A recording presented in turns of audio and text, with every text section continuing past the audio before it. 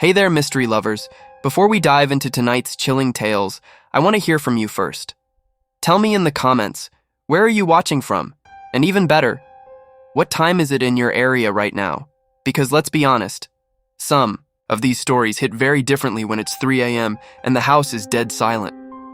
Now, have you ever heard of someone vanishing into thin air? I'm talking about a car left behind, maybe a weird phone call, even a meal half eaten, but no person, no trace.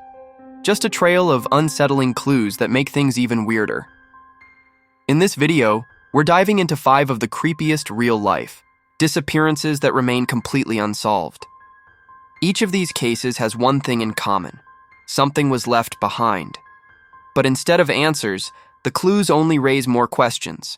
From a young man who vanished after saying, "Oh shh," on the phone, to a team of lighthouse keepers who disappeared without a single sign, these cases are the kind that keep people awake at night, searching for logic in something that might be beyond explanation. So grab a snack, wrap yourself in a blanket, and turn those lights low. Because you're about to enter the world of creepiest unexplained disappearances with chilling clues. Let's begin. Alright, let's start with a case that feels like something straight out of a horror movie, except it's terrifyingly real. It was the night of May 14th, 2008, and a 19-year-old college student named Brandon Swanson was driving home from a small celebration with friends. He had just finished his semester at Minnesota West Community and Technical College. Nothing unusual so far. He said goodbye to his friends, got in his car, and started driving toward his hometown of Marshall, Minnesota. But somewhere along the way, things took a strange turn. Around 1:30 a.m., Brandon accidentally drove his car into a ditch on a gravel road. Now, instead of panicking or calling 911, he did what most of us might do. He called his parents. He told them, "Hey, I drove into a ditch, but I'm okay. I just need a ride." He sounded calm. No panic, no stress, just annoyed. Brandon was sure he knew where he was. He told his parents he was near the town of Lind, just a few miles away. So his parents got in their car and started heading toward him. They kept talking to him on the phone, trying to find each other. But here's where things start to get eerie. Brandon's parents kept driving back and forth through the area he described, but he wasn't there. They flashed their headlights, honked the horn, called his name. Nothing. And Brandon, still on the phone, insisted he could see them. He said he saw flashing lights, but they didn't see him. It was like they were in 2 different worlds, just slightly out of sync. At some point, Brandon got frustrated and said he was going to walk toward a friend's house in a nearby town, called Lind. He told his dad, "Just meet me there." So they stayed on the phone as he walked through the dark countryside. This call lasted 47 minutes, nearly an hour of walking, talking, trying to meet up. Then, suddenly, Brandon interrupted himself mid-sentence and said, "Oh, shit!" And just like that, the call went silent. No sound of a struggle, no yelling, no wind, just nothing. That was the last time anyone ever heard from Brandon Swanson. Now, of course, his parents were terrified.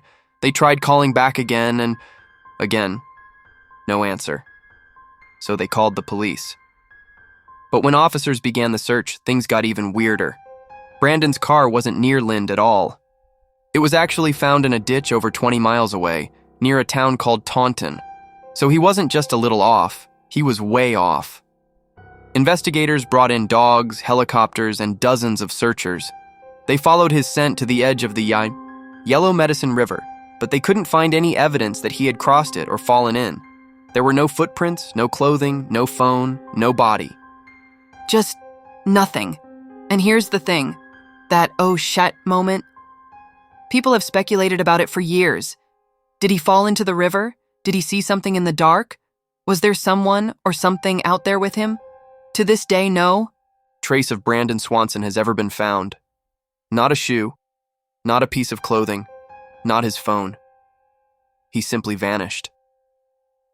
What really happened that night remains one of Minnesota's most haunting unsolved mysteries. And that 47-minute phone call, where Brandon sounded totally calm, walking in the darkness, thinking he was just a little lost, makes it all the more chilling. It's like he was right there, until suddenly, he wasn't. This next case is one that will make you think twice about traveling abroad. It's one of the most bizarre disappearances, especially because it was all caught on security cameras. Let me take you back to July 2014. Lars Mittank, a 28-year-old man from Germany, was on a vacation with a group of friends in Bulgaria. They were having a great time, exploring the beaches and enjoying the trip. Everything was normal until it wasn't. One evening, Lars had a bit of an incident at a local bar. He got into a fight with some other tourists and ended up getting hurt. Not a huge deal, just a minor injury to his ear. Nothing that should have been life-threatening. But the next day, things took a turn. Lars went to a local hospital to have the injury checked out. The doctors gave him some antibiotics and told him to rest. Nothing out of the ordinary so far, right? But here's where it starts to get strange. Lars was fine, physically at least, but when he came out of the hospital, something wasn't quite right. He started acting very paranoid, as though someone or something was after him. He was talking about people following him, watching him. His friends thought he was just a little freaked out after the fight and the injury. But it wasn't just talk. Lars became increasingly erratic. He suddenly decided he needed to leave his friends and check out of his hotel. It gets even stranger. On the day of his departure, Lars had a flight booked back to Germany. He was heading to Sofia Airport for his return flight. But here's the twist. As he waited at the airport, Lars had a final phone call with his mother. During this call, he told her things that didn't make sense. He said people were after him, that he was in danger. But then, this is where it really gets creepy, something happened. Lars seemed to snap. He was at the airport, looking completely out of his mind, pacing and talking to himself. His paranoia reached a breaking point. At one point, Lars walked into the airport's bathroom, then emerged a completely different person. He looked around in panic and then, without warning, he took off, running straight out of the terminal through the back door. Security cameras caught it all. Lars was seen running across the tarmac, climbing over a fence, and disappearing into the woods surrounding the airport. All this was happening in broad daylight, and no one knew why. His friends were completely confused. They tried calling him, texting him, but he didn't respond. No one knew where he had gone. The police were notified and a massive search was launched, but the only clue they had was the footage of Lars running into the forest. Despite this, Lars vanished, and he was never seen again. What makes this case even more mysterious is the fact that no one ever figured out why Lars acted this way. Was it the stress of the trip, the fight at the bar, or was there something else going on with his health that triggered this behavior? Some people have speculated that Lars may have been suffering from a psychotic break brought on by a reaction to the antibiotics he was prescribed. Maybe it messed with his mind in ways that no one could anticipate. Others believe there might have been something more sinister at play. Could Lars have been under the influence of something? Or someone? Was he being chased by a dangerous group, as he suggested in his phone call? But to this day, there are no answers. No body, no trace, no clue that explains Lars Mittank's disappearance. What's even more chilling?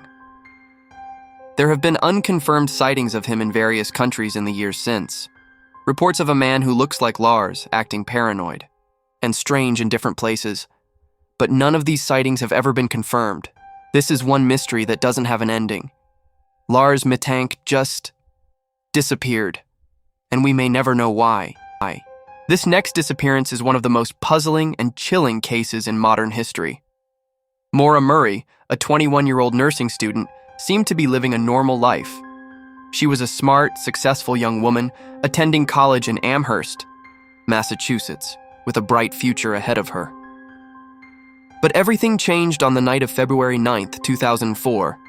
Maura had been under a lot of stress.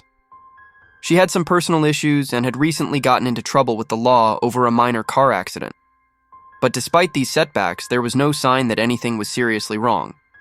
She was still close to her family, still in school, and still planning for her future.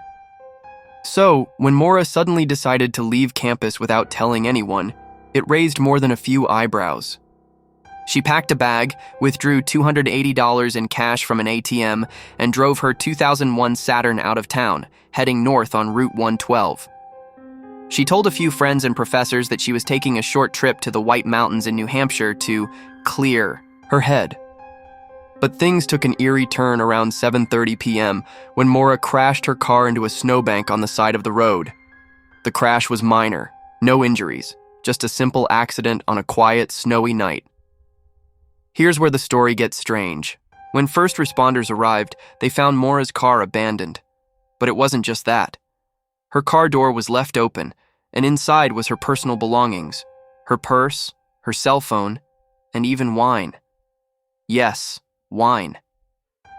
In the car, there was an open bottle of red wine sitting there as if she had been drinking it, but never finished it. Maura herself, however, was nowhere to be found. Now, this isn't the part that's most chilling. Here's where things get even weirder.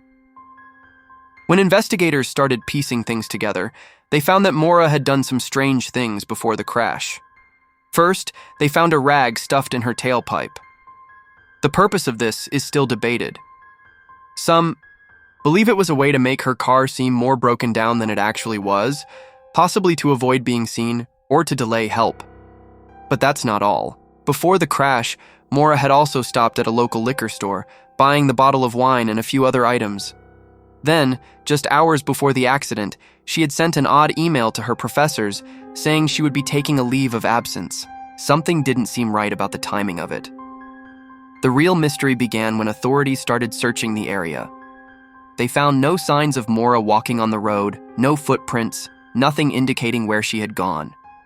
But there was evidence that someone had tried to hide. A witness reported seeing a man in the area who was acting strangely, but this tip went nowhere, and oddly enough, Maura's cell phone was never used again after she went missing. But here's the kicker. Maura had been seen by other drivers along the highway after the crash. A bus driver reportedly spotted her standing by her car, seemingly calm, and even speaking to someone before she vanished completely. Yet, there was no sign of her when the authorities arrived. Her family never received a ransom note, and there were no signs of foul play, no suspects, no clear motive. What makes it worse? Maura Murray's disappearance happened without explanation. It's as if she simply vanished. Over the years, there have been theories.